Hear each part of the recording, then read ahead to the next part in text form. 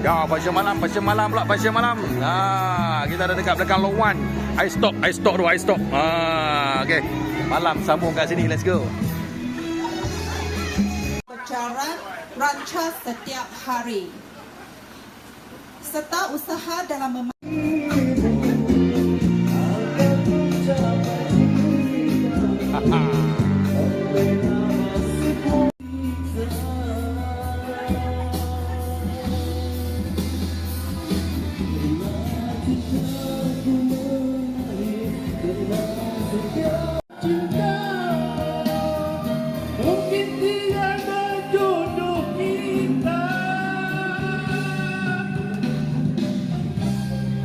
Hehehehe